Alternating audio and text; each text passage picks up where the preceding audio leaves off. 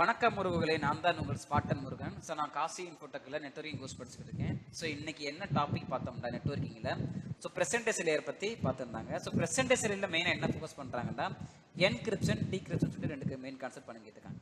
சரிங்களா? ஸோ அதை என்னென்னு நம்ம பார்க்கலாம்.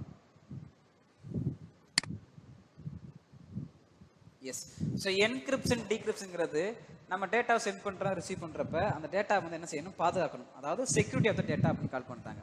First of all encryption decryption பார்க்குற முன்னாடி நமக்கு பிளைன் டேட்டா இருந்துருக்கணும், சைபர் டேட்டா இருந்துருக்கலாம். நம்ம அதை என்ன நம்ம பார்க்கலாம். எஸ், நான் உங்களுக்கு எக்ஸாம்பிள் கொடுத்துருக்கேன் இல்லையா? ஸோ பிளைன் டேட்டாங்கிறது ஹியூமன் ரீடபிள் ஃபார்மேட். பிளைன் டேட்டாங்கிறது என்னது? Human readable format. எக்ஸாம்பிள் நான் என்ன கொடுத்துருக்கேன் பாருங்க.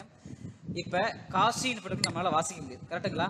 காசி இன்ஃபோடெக்னு கொடுத்துருக்கு இல்லையா? இது வந்து ஹியூமன் ரீடபிள் ஃபார்மேட் இருக்கு. அதுக்கு பண்ணா அதுக்கு பேர் வந்து பார்த்தீங்கன்னா பிளைன் டேட்டான்னு கால் பண்ணுறாங்க.